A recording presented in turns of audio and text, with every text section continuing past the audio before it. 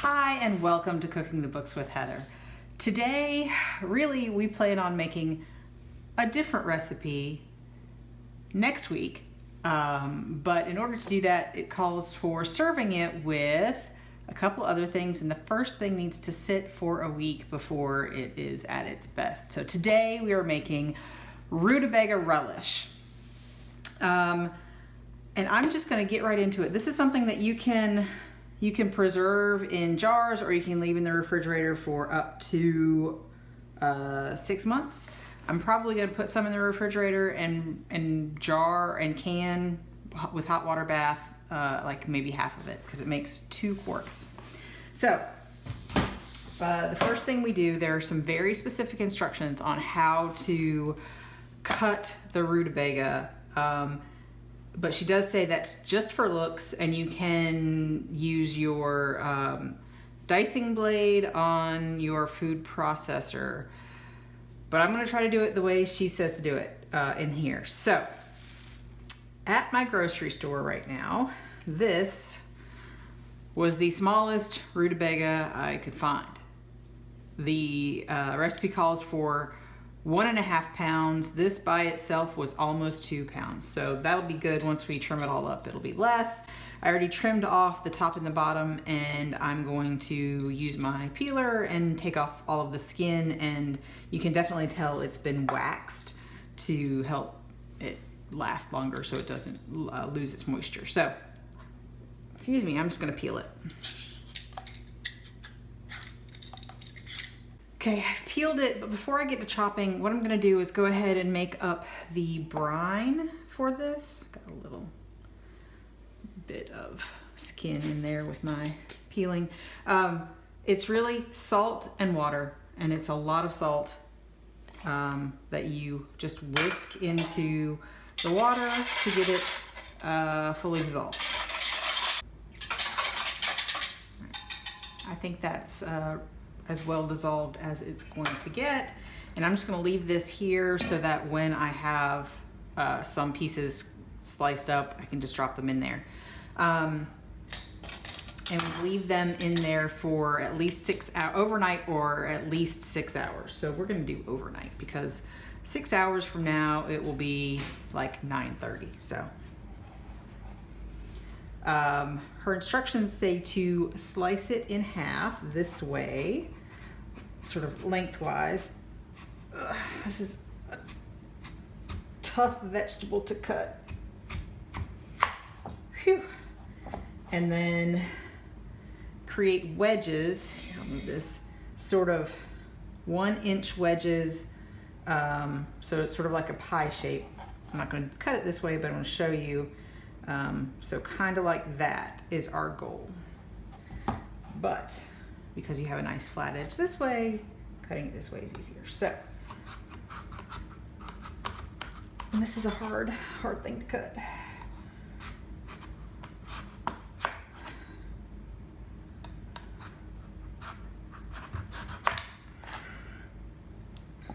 I'm not doing so great, but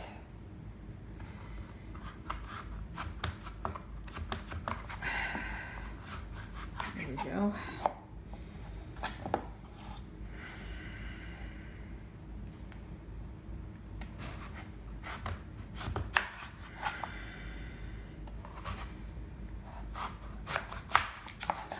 All right.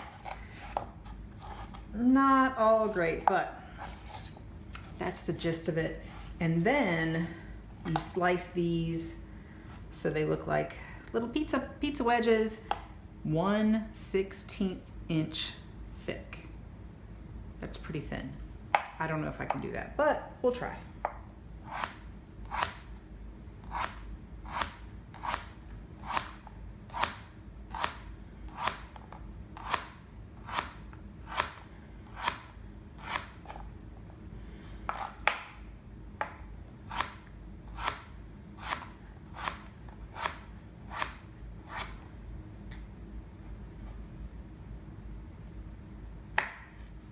Okay, so I've done that with one of my pieces, and I'm going to keep going until I have all of this very large rutabaga cut up, sliced up, and in my brine. Took me about 15 minutes, but I have sliced up all of my rutabaga into the sort of triangles. They're not all perfect, but I'm sure they'll be fine. And they are sitting in our brine, and all we have to do is let it sit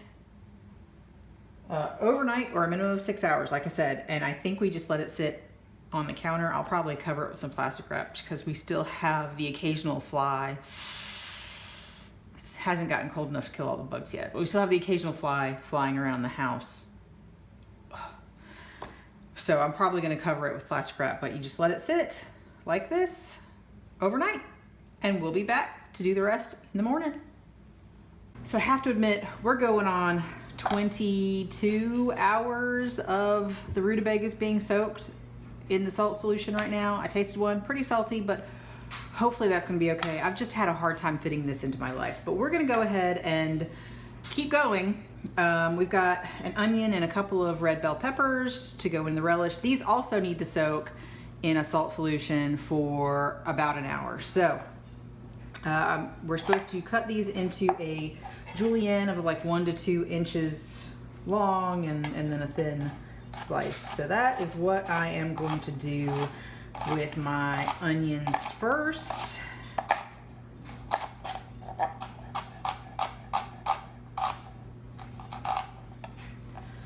And oh yeah, and I meant to get this salt solution done before this. She says to just add the salt and the water to the vegetables. I'm going to go ahead and stir the salt into the water.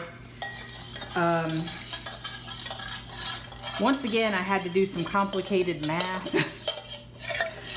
because the recipe calls for the rest of the salt with the water, and the original total amount was 2/3 of a cup, and then you used half a cup with the rutabagas, and so I had to figure out exactly how to measure what half of a third, so 1/6 of a cup of salt, because I don't have a 1/6 measurement. You might, but all right. Salt is almost all dissolved. But for your information, it was 2 tablespoons plus 2 teaspoons. If I got my math right, that's what it should be. So I'm going to go ahead and put the onion in here, and then we're going to slice up the bell peppers. Now she says to take the tops and the bottoms off, and then slice down the middle so you end up with sort of one long piece, and you take out, of course, the core, the seeds, and the membranes.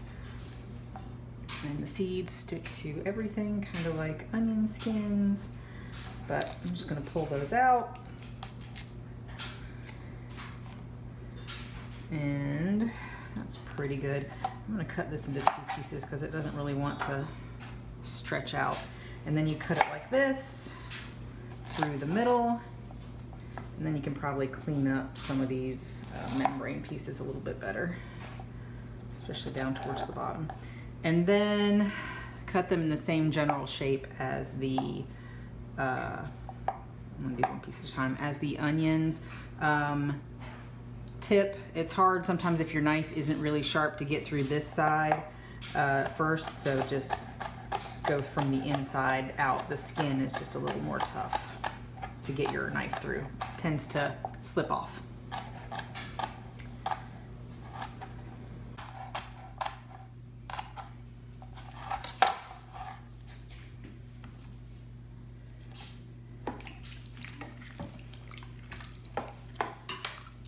Okay, I've got my onions done, I've got my peppers done, and they're all soaking in the salt solution.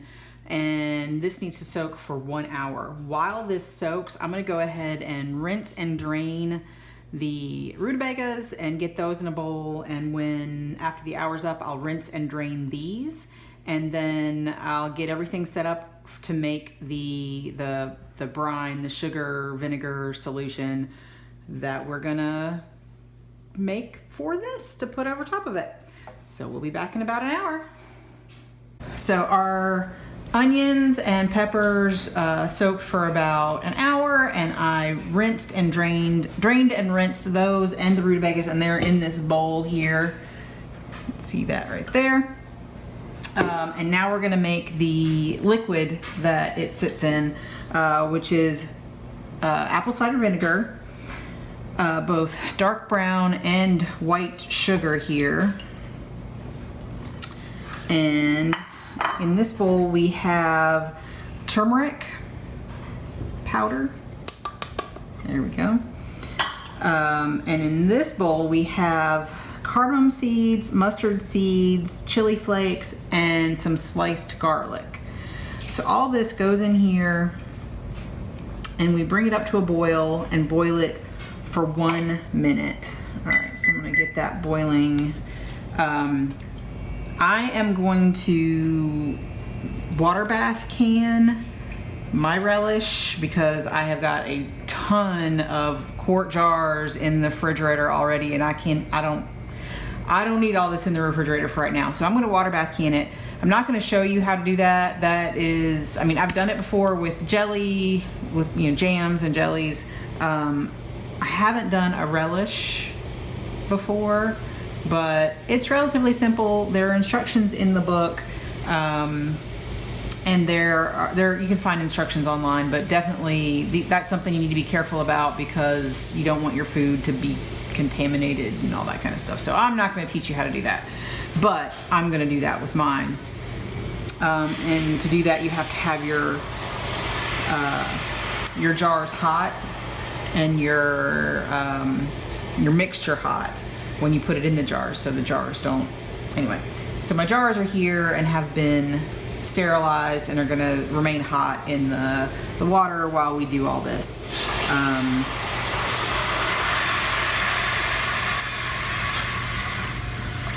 So we're just going to wait for this to come to a boil. All right, it's boiling. Going to let it boil for a minute and then pour it over the vegetables.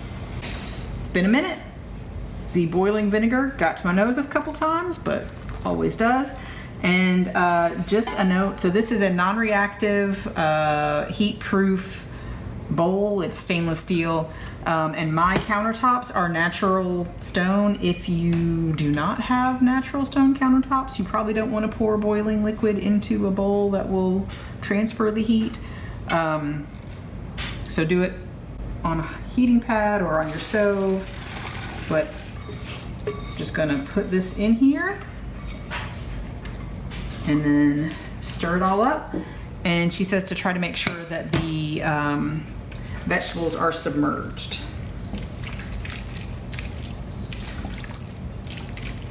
All right. And at this point, if you are planning to just put it in the refrigerator, you can put it in whatever you're gonna put it in and put it in the refrigerator. If you're planning to water bath can it, this is when you do that while it's still hot. So that is what I'm gonna do. And we'll show you what it looks like and let you know what it tastes like after a week. You have to let this sit for about a week for it to be at its best. So have to think ahead on this one.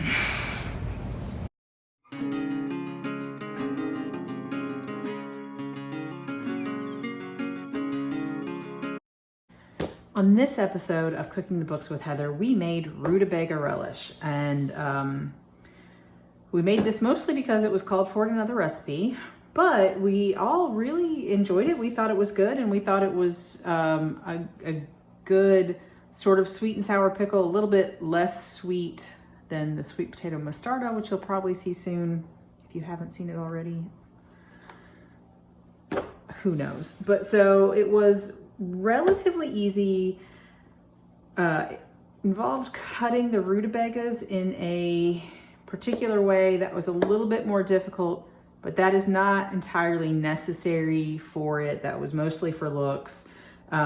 It did take a lot of time. So there were a lot of steps where you did something and then waited overnight or 30 minutes or hours. And so it was a little bit difficult to work into my day if you weren't paying really good attention, because we started to make it a couple times before we actually got through it, because every time it was like, oh, I won't be here when, we're going to be away when we need to do the next step. And so that was a little more difficult, but as long as you don't can it, if you don't preserve it, it doesn't require anything special, and you can just leave it in your refrigerator. It's a pickle, right? So it's a pickled relish type thing, so it will last a while in the refrigerator. But I did go ahead and can mine. Didn't show that to you, but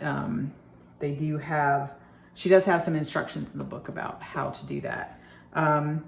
So yeah, I would certainly suggest that if you are a fan of relishes, if you need a little extra something, if you want to make something nice for people for Christmas, this is a good option. So I hope everybody enjoyed this episode. If you did, please hit the like button and subscribe to come back next week and watch me make something else.